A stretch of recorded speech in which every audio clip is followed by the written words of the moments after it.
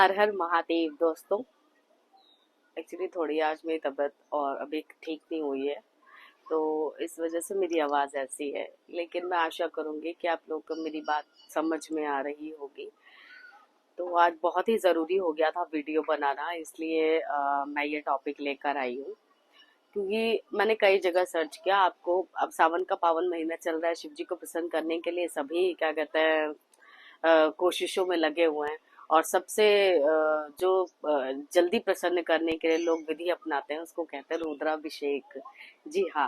लेकिन रुद्राभिषेक ना 8 प्रकार से होते हैं, लेकिन कहीं भी अगर आप सर्च करेंगे तो आपको लिखेगा 6 प्रकार। ठीक है।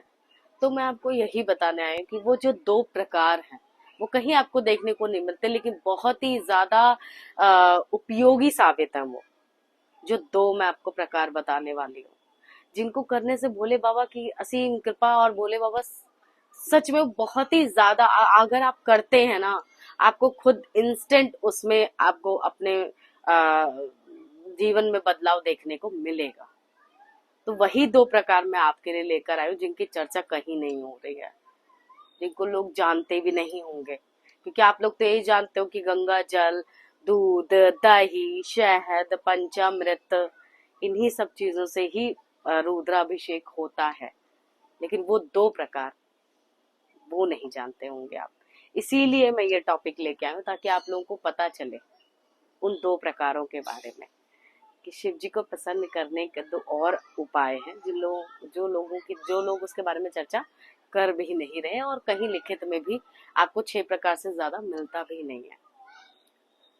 तो मैं आपको उन्हीं 2 प्रकारों के बारे में बताने के लिए ये टॉपिक बनाया है। वो 2 प्रकार हैं।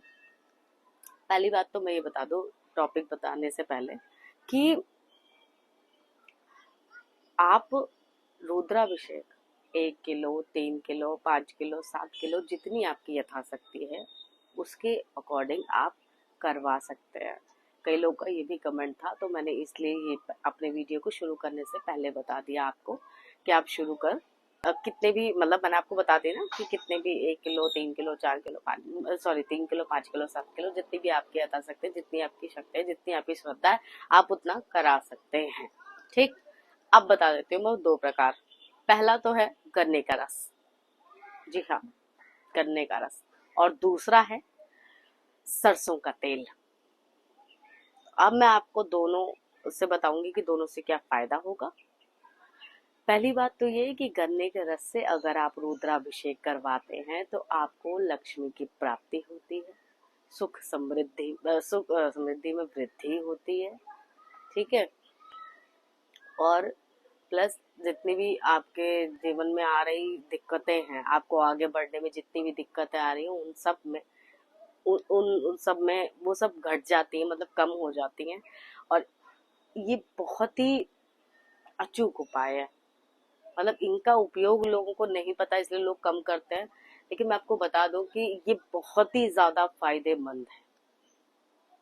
धन लाभ होता है जो लोग क्या कहते हैं गन्ने के रस से रुद्राभिषेक करवाते हैं। तो आप एक अच्छे से पंडित को बुलाइए और गन्ने के रस से रुद्राभिषेक करवाइए। धन संबंधी जितनी भी दिक्कतें आपके घर में चल रही हैं, भगवान भोले की कृपा तो आपको मिलेगी, वो तो भोले है ना। लेकिन धन संबंधी जितनी चीजें आपको दिक्कत चल रही हैं वो भी सॉल्व हो जाएंगी। और दूसरा है सरसों का तेल।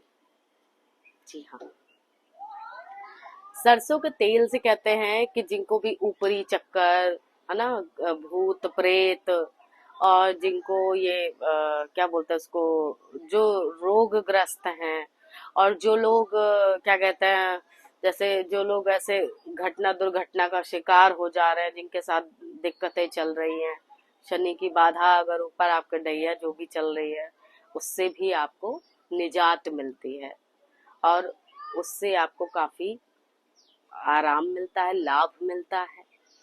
तो जो लोग इन चीजों से अगर जिन लोगों को दिक्कत आ रही है, वो लोग तेल से रुद्राभिषेक करवा सकते हैं। लेकिन उसे एक अच्छे पंडित, प्रतिष्ठित पंडित की देखरेख में ही करवाना चाहिए। सरसों के तेल की बात कर रही हूँ मैं। ठीक है। अब ये नहीं कि आपने जो तेल मंगाया और करना शुरू कर दिया, जी नहीं। आप अब देखिए, समस्या भी तो सुनिए कि उससे उससे करवाने से किन समस्याओं से निजात मिलती है। समस्याएं भी तो बड़ी हैं, उन्हें आप रिस्क नहीं ले सकते।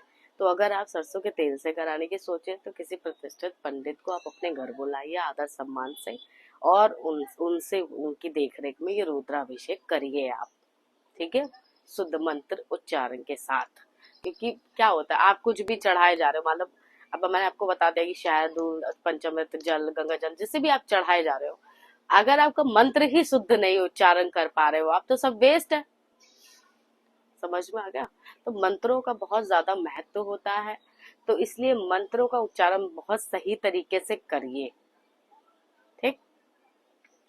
दूसरी बात, जो गन्ने का रस है जिससे आप करवा रहे हैं, वो आप सावन में तो करवा ही सकते हैं, लेकिन अगर लक्ष्मी की प्राप्ति आपको चाहिए ही चाहिए, है ना, धन धन में लाभ हो, घर में समृद्धि, सुख समृद्धि सब आए, तो सावन के साथ साथ आप इसको दीपावली, अमावस्या और कोई कारोबार शुरू करने से पहले भी करवा सकते हैं।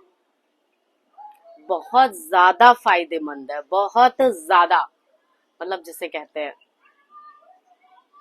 तो इसलिए मेरा जो रीजन था टॉपिक लाने का वो यही था। इन दो अचूक उपायों के बारे में लोगों को नहीं पता। लोग 6 और बता देंगे, 8 तरीके 10 तरीके का रुद्राभिषेक बनाए जा रहे हैं, लेकिन ये 2 तरीके कोई नहीं बताएगा। तो आई होप कि आपको ये बात समझ में आई होगी। और हाँ, मैं एक दूसरा टॉपिक भी ला रही हूँ इसी से संबंधित, कि मैंने ये तो बता दिया कि रुद्राभिषेक, मैं आपको ये बताऊंगी अब कि कितने प्रकार के रुद्राभिषेक होते हैं और उनसे क्या क्या फायदे होंगे आपको, सब एक एक करके मैं पूरा आपको बताऊंगी कि किससे क्या फायदा होता है, आप क्या कर सकते हैं, कैसे करा सकते हैं, सारा एक फुल वीडियो मैं आप लोगों के लिए लेकर लाने वाली हूँ। लेकिन ये वीडियो बहुत जरूरी था, इसलिए मैंने ये वीडियो बनाया। तो आई होप आप लोगों को मेरा विषय समझ में आया होगा, आप इसका उपयोग जरूर करेंगे। बाकी भोले बाबा तो भोले हैं, वो प्रसन्न हमेशा ही रहते हैं। ऐसा नहीं है कि सारे उपाय, बट कहते हैं कि ये बहुत ज्यादा रुद्राभिषेक तो बहुत प्रिय है उनको, और बहुत ही उपयोगी और जल्दी भगवान को प्रसन्न करने वाली विधि मानी जाती है। तो जिसमें द्रव्य पदार्थों का आप इस्तेमाल करते हैं अलग अलग, ठीक है। तो इसलिए आप लोग इस सावन में जरूर रुद्राभिषेक करवाइए, भगवान की कृपा पाइए, और अपने जीवन में ऐसे ही खुश रहिए, खुशहाल रहिए, आपका परिवार खुश रहे, घर में सुख समृद्धि हो, और क्या चाहिए। तो चलिए, बस यही 2 रीजन, 2 जो थे रुद्राभिषेक के बारे में जो बताना था आपको। आई होप मेरा वीडियो आपको पसंद आया, और अगर पसंद आया हो और ये विधि करने के बाद अगर आपको फायदा हो, तभी आप मेरी वीडियो को लाइक करें, शेयर करें और मेरे चैनल को सब्सक्राइब करें। हर हर महादेव।